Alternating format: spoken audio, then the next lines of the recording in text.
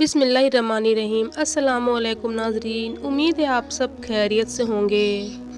फ़िरौन कौन है? फ़िरौन सिर्फ एक शख्स का नाम नहीं है। जो भी मिस्र का बादशाह होता था उसका लक़ब फ़िरौन होता था। अक्सर लोग इसे नाम समझते हैं। तकरीबन 18 या 19 फ़िरौन आए और जो मूसा अलैहिस्सलाम के ज़माने का फ़िरौन था वो बड़ा जरी था। उसे अपनी ताकत पर घमंड भी था, गुरूर भी था। ऐसा है कि उसे तो 100 साल तक कभी सर्दी बुखार भी नहीं आया, बीमार कभी नहीं हुआ। तो जब आदमी को कोई तकलीफ नहीं आए तो वो गुरूर में बढ़ जाता है और उसे ऐसा लगने लगता है कि मैं सबसे पावरफुल आदमी हूँ इस दुनिया का, मुझे कुछ हो नहीं सकता।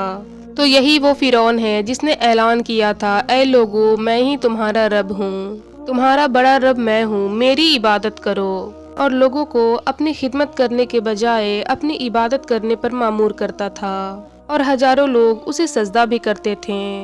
एक दिन ऐसा हुआ कि फ़िरौन ने एक ख्वाब देखा कि आसमान से एक तारा टूटकर उसके महल पे गिरा और उसकी महल में आग लग गई। घबराकर उठा, सुबह नजूमियों को काहिमों को बुलाया कि इस ख्वाब की ताबीर बताओ। बहुतों ने अलग अलग ताबीर बताई। फिर जो बड़े माहिर नजूमी थे उन्होंने कहा कि इस ख्वाब की ताबीर ये है कि बनी इसराइल में एक बच्चा पैदा होगा जो तेरी सल्तनत को हलाक करने का बाइस बनेगा।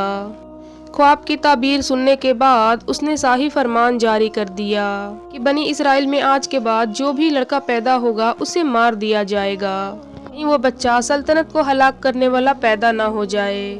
इस ऐलान के बाद बनी इसराइल में जो भी लड़का पैदा होता उसे मार दिया जाता, बेटों को जिबह कर देता और लड़कियों को छोड़ देता।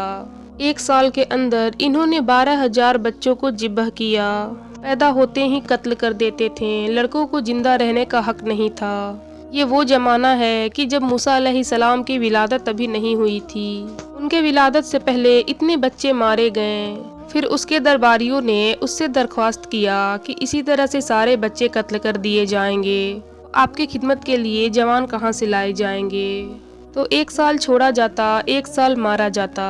इत्तेफाक से जिस साल बच्चे मारे जाने वाले थे उसी साल मूसा अलैहिस्सलाम की पैदाइश हुई। उनकी माँ हामिला थी। जब विलादत का वक्त करीब आया तो अल्लाह तबारक व ताला जिसे जहाँ चाहे बचाए। तो मूसा अलैहिस्सलाम की माँ के दिल में अल्लाह ताला ने ख्याल डाली कि वो तहखाने में चली जाए। वो तहखाने में गई, बच्चे की विलादत हुई, लड़का पैदा हुआ। अब वो घबरा गई कि ये साल तो मारे जाने वाला है और वो बनी इसराइल की खानदान से थी। वो घबरा गई कि मेरा बच्चा मारा जाएगा, कत्ल कर दिया जाएगा।